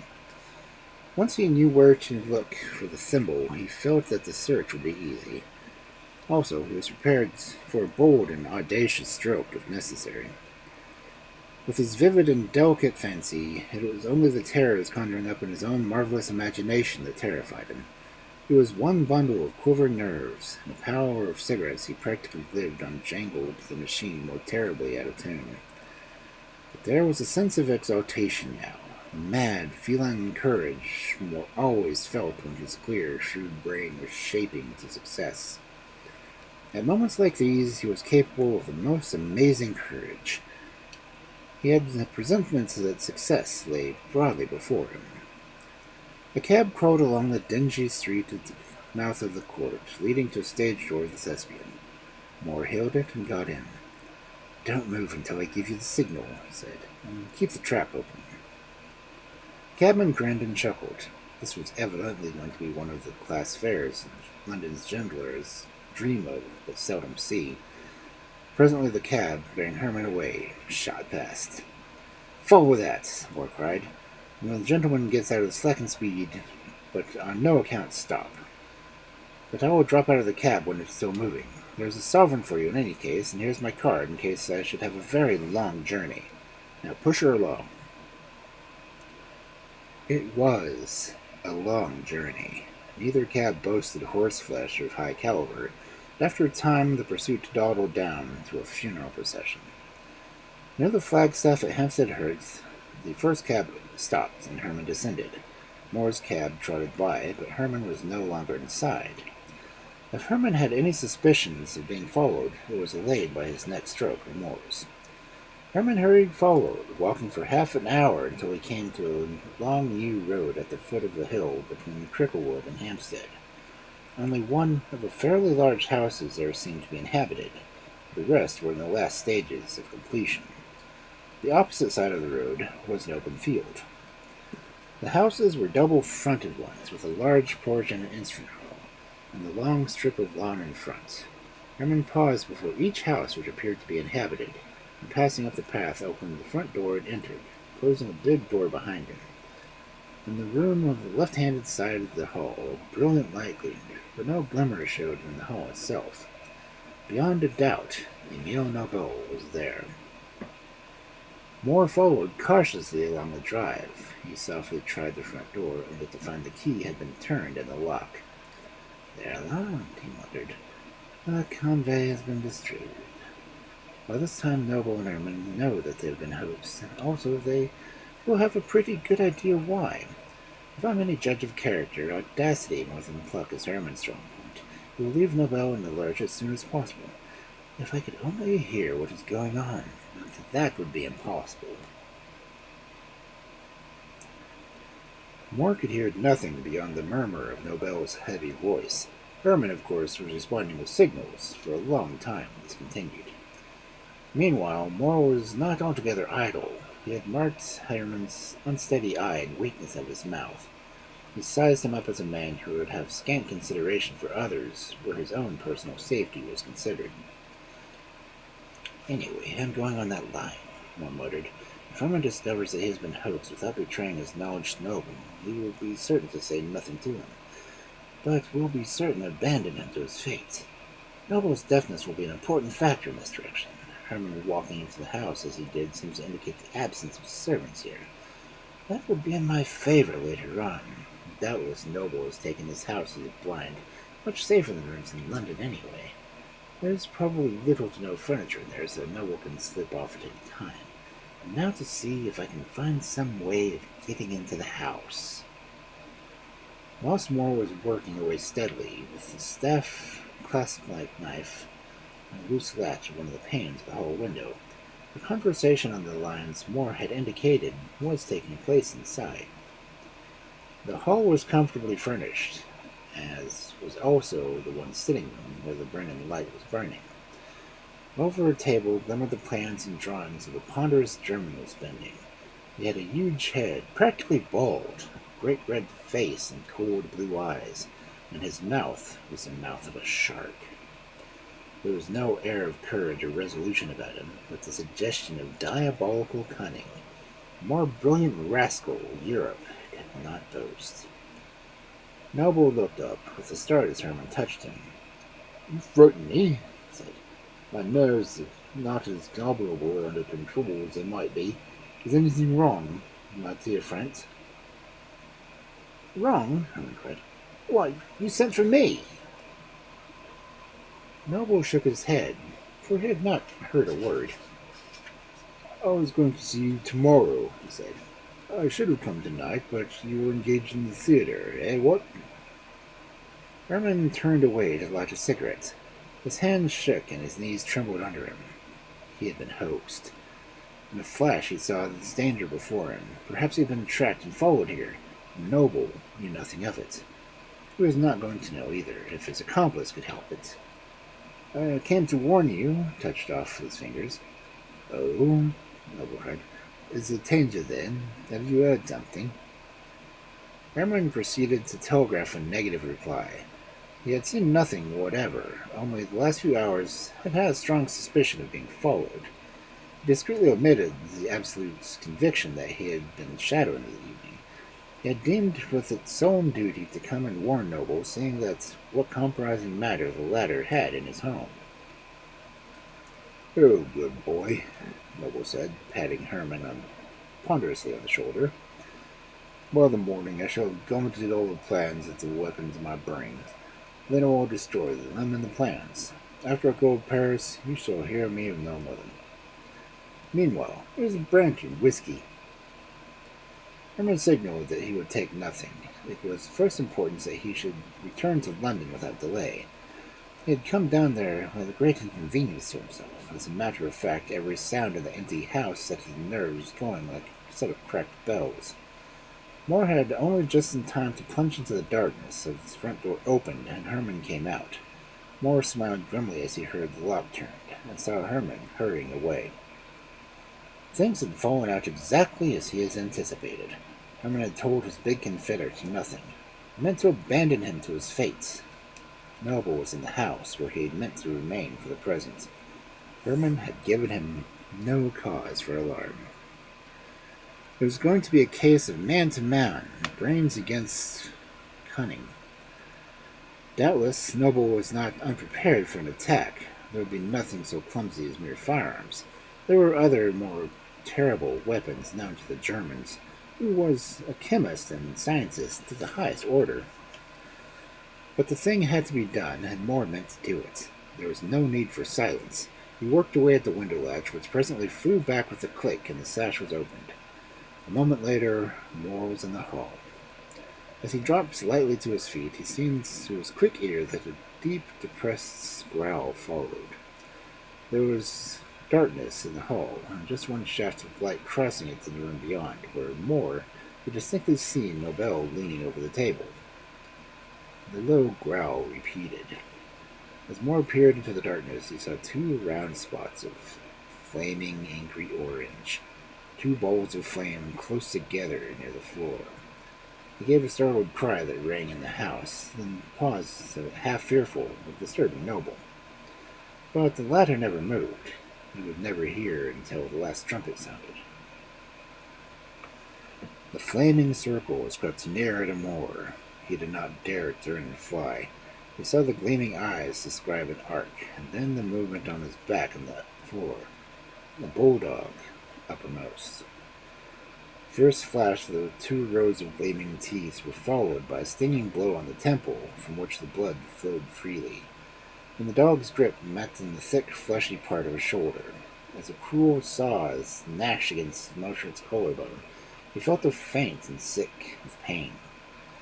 But he uttered no further cry. He knew how useless it was.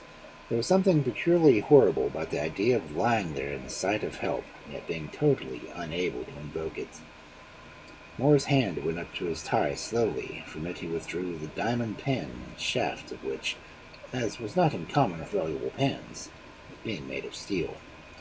His hand thus armed crept under the raft forearm of the bulldog until it rests just above the strongly beating heart. With a steady pressure, Moore drove the pen home to head. There was one convulsive snap on Moore's collarbone, and then teeth relaxed. A shudder, a long-drawn sigh, and all was still. Some minutes passed before Moore had strength to recover his feet, and a queer, hysterical laugh escaped him as he raised the carcass of the dog in his arms. Sudden strength possessed him, and sudden madness held him. With the dog in his arms, he staggered into the room where Nobel was so deeply engrossed, and flung the carcass with a crash onto the table. A frightened cry came from Noble as he staggered back. His great red face grew white, and his blue eyes filled with tears. He looked from the carcass on the table to the slight man with the blood on his features. On the table lay the object of Moore's search, the Mazaroff rifle. "A ghost!" Noble cried. "A ghost! Oh, what does it mean?"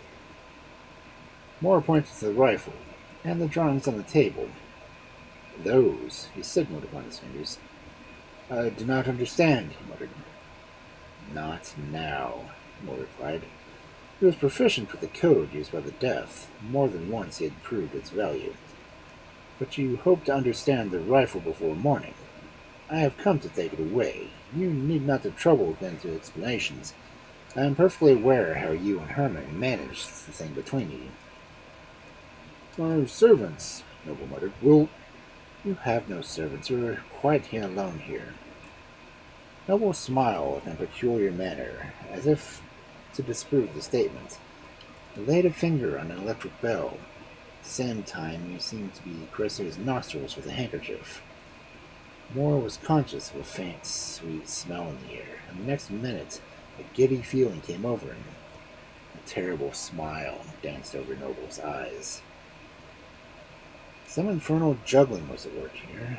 Moore glanced towards the electric bell, and he saw the white stud was no longer there. There was nothing but a round hole, through which doubtless some deadly gas was pouring. With a handkerchief held to his face, Moore snatched up the plans on the table and crashed into them, in the heart of the fire. He gripped the Mazaroff rifle by the barrel and held it over Nobel's huge head. "You scoundrel!" he muttered. "You're trying to murder me! Open the windows at once, or I'll beat your brains out!" Noble understood from this more threatening gesture to know that he had been found out, and what was required of him. With his huge, flabby form trembling like a joey, he pulled open the curtains and opened one of the windows. It was close to the ground, and the lawn coming up to the house. In a sudden paroxysm of rage, Moore's left hand shot out, catching Nobel full in the side of his ponderous cheek. There was an impact of flesh on flesh, and Nobel went down like a magnificent ruin. As he staggered to his feet again, he caught a glimpse of the figure flying at the top speed down the road. "My kingdom for the Edgware Road in a cab," he panted. I'm going to collapse. I've played at the present. Thank God there's a policeman. Hi, Robert! Robert! Here's a case of drunk and incapable for you. And whatever happens to me, don't lose my rifle. Give me your arm and get me too hard taken upon me, and we shall get to Cricklewood police station in good time. Okay.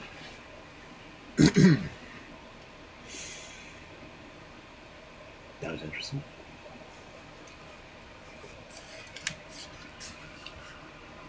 A hydraulic rifle.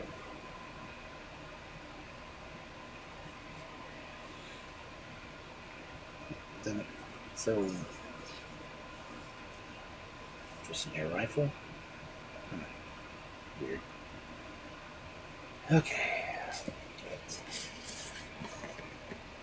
In 24 minutes, I might be able to do this next one.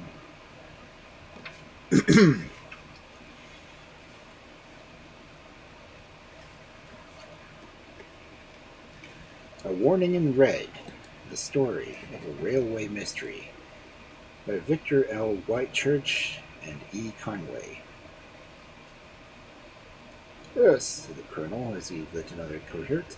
Many a man, when he is in action, is simply mad for the time being and fights like a demon because he sees red. Sees red, I asked, with a start. Don't you know what I mean? No. Oh, it's a curious psychological problem that I've experienced myself.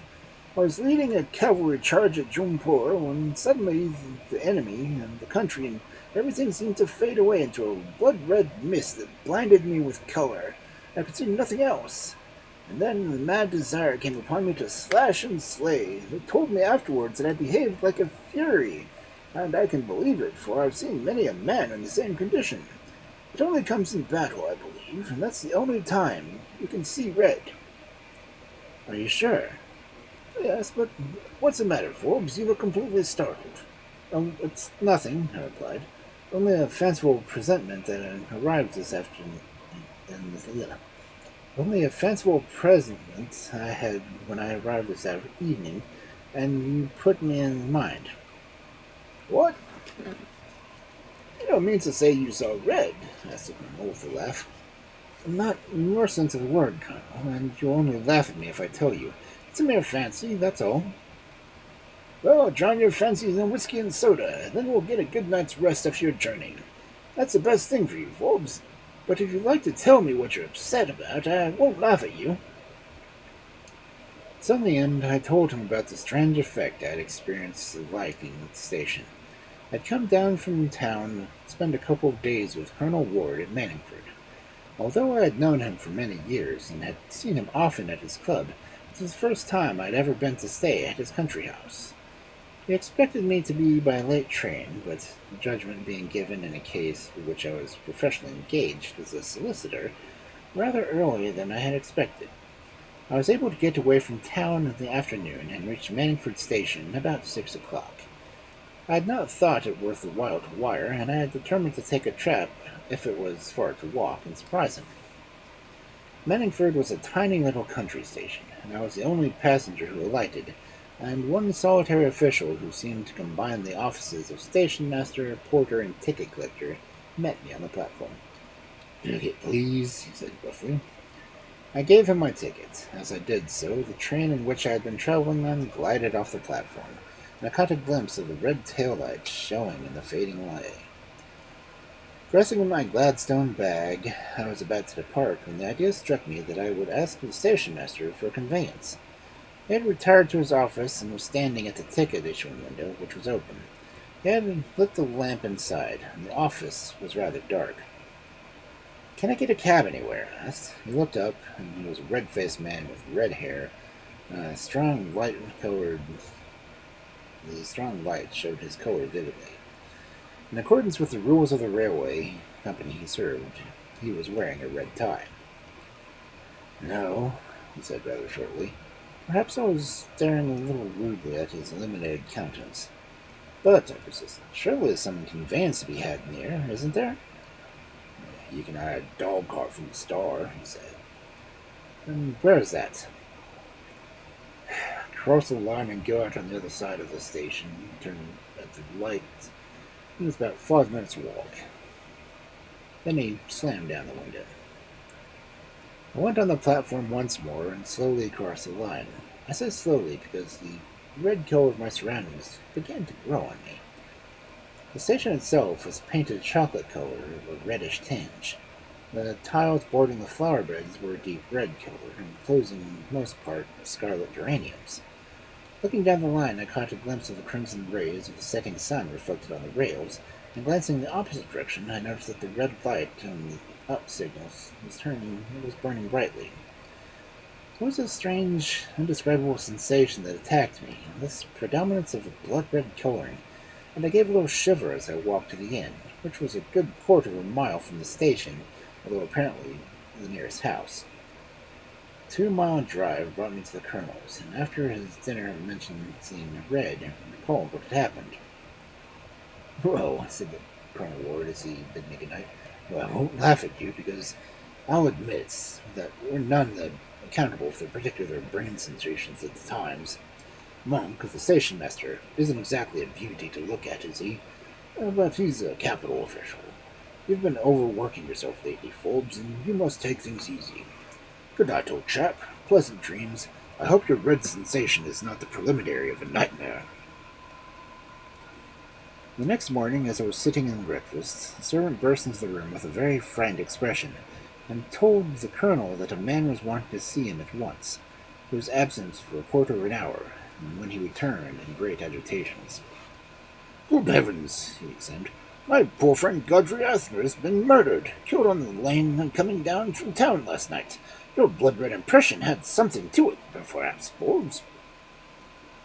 "Tell me about it, Colonel." "I will. It upset me dreadfully. Poor Aunt Struthers was my nearest neighbor, living about a mile off that big white house you noticed between the station and my place. We were the greatest of friends, although he was a peculiar man, we got on thoroughly. Poor fellow was to have to meet you for dinner here tonight." "How did it happen?" "Well, they tell me his body was discovered by the side of the line near Barton, about midway between London and Manningford. A plate layer found it early this morning. There were marks of a struggle and a couple of knife stabs, but he seems to have been attacked and killed in the train, and then thrown out." "Any idea if there were motive to the crime?" I asked. "Unfortunately, yes," said the Colonel. "Poor Anstruther was a man of most eccentric habits, and one of his fads that he would bank nowhere but the Bank of England, and that he would pay nobody by cheque. He also settled all his accounts once a quarter day, and the tradesman who asked for his earlier settlement, or the servant or labourer who demanded monthly or weekly wages, was sure to be dismissed by him. Regularly, every quarter, he went up to London and drew several £100 in gold out of the Bank of England, bringing it back in an ordinary brief bag. I often warned him that this was very doing of a foolish thing, but he only laughed at me. Yesterday he went up to town for this purpose. His servants thought that he had not returned last evening by his usual time, which arrives at 10:15 p.m. He was staying at the night in town. But evidently some blackguard got hold of his movements. Oh, poor old Anstruthers." "Has anything been done yet?" I asked. "Well, I hardly know," said the Colonel. "I think the nearest relations are abroad. At all events, I'm the greatest friend he had, and I'm going to take the matter up. I shall go to Barton by the next train." "I'll come with you," I said. "That's very kind of you, Forbes. Your assistance will be most valuable, for I know your hobby, railways. It might help us." We finished our breakfast quickly, so that the only stops between London and Manningford were Mudbridge and Barton. The body, so the Colonel heard, had been found 2 miles from London side of Barton. The red-faced station master was in his office when we arrived at the station. "Sad job this, Mr. Monk," said the Colonel. "Terrible, sir. It regularly upset me when the down train brought the news this morning." "Poor Mr. Anstruthers. I knew him well, sir. I'd seen him go up in the morning and wondered why he didn't come back for the 10:15 as usual. Are you going up by the train?" "Yes, we're going to Barton to inquire into this awful affair. First 2 returns, please." The station master reached into his rack for the tickets. Now, as often happens in small country stations where the supply of tickets at various stations on the line is limited and becomes exhausted, he did a very common thing. Selecting 2 blank tickets, he dipped the pen in the ink and wrote on their prospective halves, Manningford to Barton, Barton to Manningford. And then the fare. 7-6, go. Then he passed them through the window, and I took them up. He had written names in red ink. "I hope they'll catch the wretches, sir," said the station master a few minutes afterwards, and he opened their carriage for the door for us. Arrived at Barton, we took a trap and drove to the scene of the tragedy. The body, we were told, had been removed to an inn close by the railway, but at my request we went first to the line, as I was anxious to see the exact spot where Mr. Anthrothers had been thrown out of the train. Found a local policeman and 2 platelayers at the place, which wasn't a cutting. One of the latter told us that he was the man who discovered the body. "It was lying just here, gentlemen," he said, pointing at the 6-foot way between 2 lines of metal. "I found him. He was... Of course, he was dead when you found him," I asked. "Yes, sir, but it's my opinion he wasn't altogether dead when they threw him out." "Why?" "Because he seemed to have been moved afterwards. One of his arms was just resting on the down rail." "Well?" "Well, sir, he couldn't have fallen like that in the first place, because the wheels of the train would have cut off his arm." "Stop a minute," I said. "What time did you find him here?" "Between 3 and 4 this morning, sir." "And he was thrown out about 9:30 the night before." "Yes, sir." "Was that train the last one down?" "Last passenger train, sir." "Was there a down goods train after that?" "Yes, sir, between 1:30 and 2. "Ah, then, why didn't that train crush his arm?" The question staggered the plate-layer, and the policeman, too. They evidently hadn't thought of this. "I suppose he must have been alive when the train got past and moved over afterwards," said the plate-layer presently, and the policeman entered a note to that effect in his pocketbook. "What are you driving at?" said the colonel. "Never mind yet," I answered. Then turning to the plate-layer again, I said, "He was stabbed, wasn't he?" "Yes, sir." "Where?" "In the chest." "Any bloodstains?" "Yes, sir. He was wearing a white waistcoat, and he was quite red when I turned him over." "He was lying on his back, then?" "Yes, sir."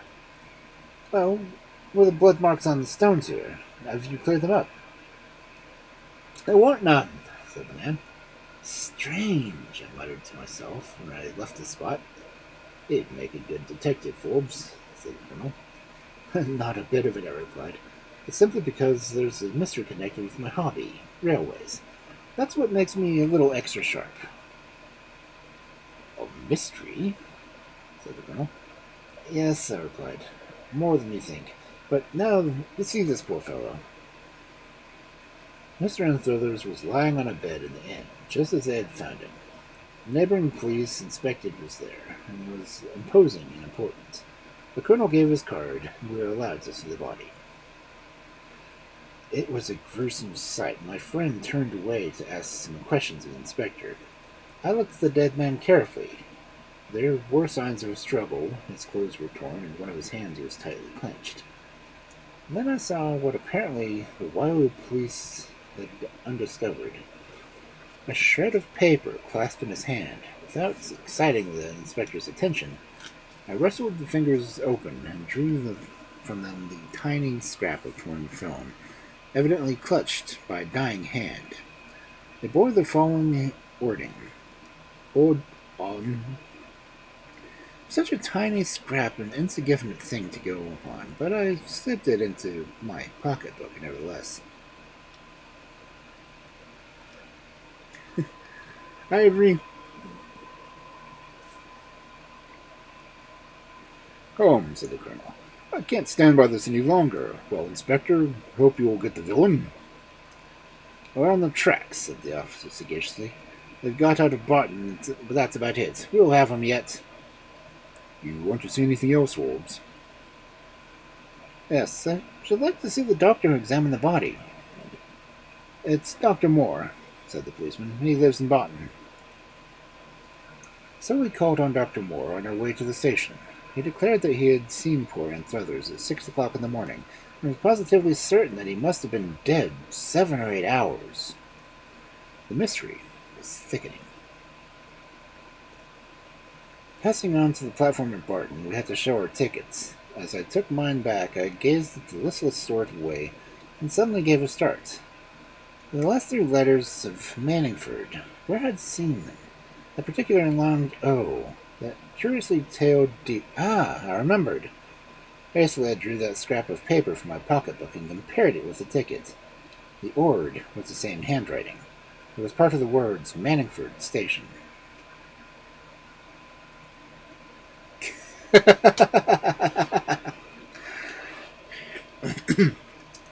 Okay, Ren.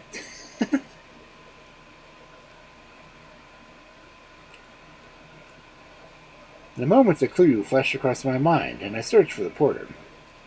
Is there any official word on the station with whom I can have a word? It's about an urgent matter. Yes, sir, Mr. Smart, the district superintendent here.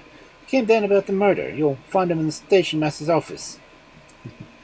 Come with me, Colonel. I turned, crying to the office. Hastily I introduced myself to Mr. Smart, telling him my errand was connected with the murder. Tell me, he asked, is there a train from Manningford to London after 10:15? Only a goods, he said. Exactly. What time does it leave Manningford? About midnight. And Barton. It stops there for shunting. Generally starts about 1:45 a.m. Mr. Smart, can you lay your hand on the men who worked the train last night? He consulted some return sheets. Driver Power and Fireman Horsley, he murmured. They're on the Slinford branch today. They don't often run on the main line. And Brakesman Sutton. He works the good backs of the Port Haven today. He'll arrive here in half an hour. Does he always work the mainline trains? Oh, for several months he has. Then he's a man, Mr. Smart. If it's of utmost importance that you could wire Port Haven and have him closely watched, I'll explain presently. The district superintendent hastily scribbled out a line on an official telegraph form and rushed it out. When he returned, I said, have you got any company detectives at hand? Oh, yes, 2. Please bring them. Can come along. My dear fellow, said the colonel, who had been patiently silent up to this point. What does it mean? Yes, said the superintendent. In the fog. I hear a down train coming in, I cried. We must return to Manningford. Quick, sir. I'll explain everything on the train. In a few minutes, the colonel and the superintendent and 2 detectives and myself were on the train bound for Manningford. Now, sir, I replied. Well, I replied, I'm going to arrest the murderers, and one of them, I think, at all events. And who's that? Monk, the station master at Manningford, I replied. Monk? Impossible. Why, the murder 40 years... No, I replied. It occurred in Manningford Station last night shortly at 10:15. Listen, poor Anthrothers came down from the train and got out of the train, and was done to death by the station master, who was alone at the station for the sake of the money. In the struggle, he murdered the man and clutched the letter that Monk had written and is probably carrying in his breast pocket. This scrap of it I found in the hand this morning. Look, it's in Monk's handwriting. I compared it to the ticket. But how about the body being found here and where it was? It was taken there afterwards, probably Stratton's brake fan, and thrown out. This would account for the 2 facts. First, that no blood was found in the permanent way, although Struthers had bled, and secondly, that his arm was laying down on the rail. The down good had passed before it had thrown up the good brake man. That's my theory. Here, we're at Manningford, and the least you can do is arrest the station master for suspicion. The latter was on the platform when we arrived. I noticed he gave a start when he saw so many of us get off the train. The superintendent went up to him. Mr. Monk, he said, a very painful duty brings us here. These 2 gentlemen are members of our police force, and they will have to detain you on suspicion. Oh, what? Cried Monk, his face growing paler. Of participation in the murder of Mr. Anthrothers last night. But he was killed on the train, said the station master. That remains to be proved. At all events, we are going to have to detain you and search your house. I won't submit to it, said the man, and he subsided when a pair of handcuffs were slipped on his wrists. Then we repaired to his little house, just across the road. Again he proved turbulent, but it was no use. With skeleton keys, one of the detectives opened the box in his bedroom. "Ah," he exclaimed as he drew out the heavy bag. "This seems rather heavy. No wonder. It's full of money." "That's Anto's bag," exclaimed the colonel. The wretched man saw the game was up. But wretch he was, he exclaimed. "It's not me, it's Sutton, the brakesman, helping the train good. He had as much to do with it as I did. He took the body away. He got rid of the lot of gold." "All right," said the superintendent. "After seeing him, you have to thank this gentleman," pointing to myself, "for unraveling the mystery." "Curse you," said the station master at me. "And your little dog, too." Sutton turned against Monk, and between the two of them the whole story came out. Monk's accounts were short, and he owed money all around. The usual story, racing. He had half planned to murder Anthrothers several times, and the last opportunity presented itself. He was the only passenger to alight that night, and Monk noticed that the guard had not observed him, so he asked him to step into his office for a moment under pretense of something, and then went for him. There was a struggle, but Monk was a stronger man. In the struggle, Anthrothers had grasped the bit of paper, but without the other's knowledge. When it came to the disposal of the body, Sutton was the man who did it for character, and Monk knew enough about him to ruin him if he disclosed certain cases of goods stealing. So when the goods train came along, he gave Sutton £20 and promised him another 30 to take the body in his van and pitch it out, so that people would think that Anthrothers had been murdered in the train.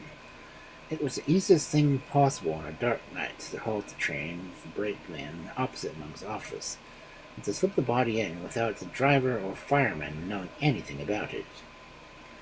The sequel was a gallows for Monk and 15 years at Dartmoor for Sutton. "There was something uncanny after all, Forbes," said the colonel after dinner on that eventful day, "about your blood-red impression in Manningford Station and its master." "Oh, book is finished." Right before ads. Which I'm going to snooze, because I can't.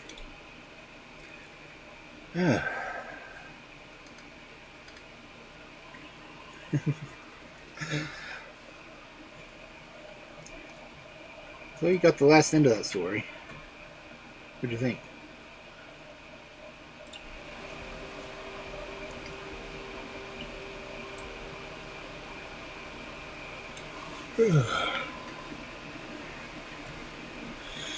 Definitely think I'm going to find some more mysteries to read into.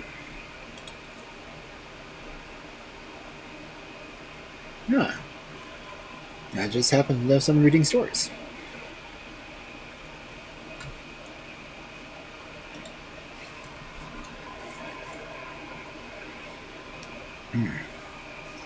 Thank you. But let's go ahead and keep mysteries going, because I have a friend that is reading Sherlock Holmes.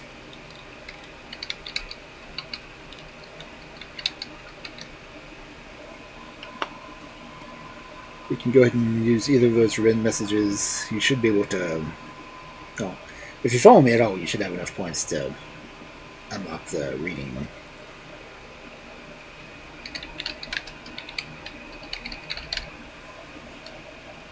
But Harp Griffin is reading Sherlock Holmes right now.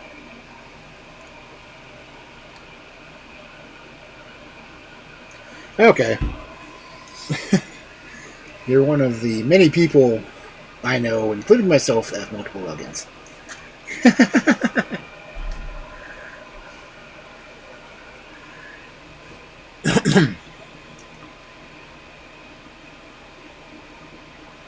But yeah, we're going to Red Harp Griffin, which means I get to show my wonderful doodle from dusk.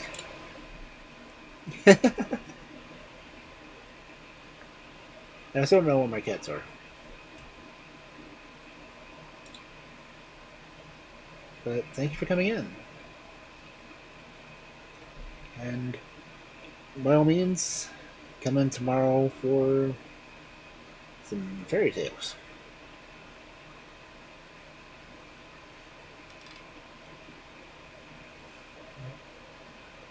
hopefully you have a good night and get some decent rest.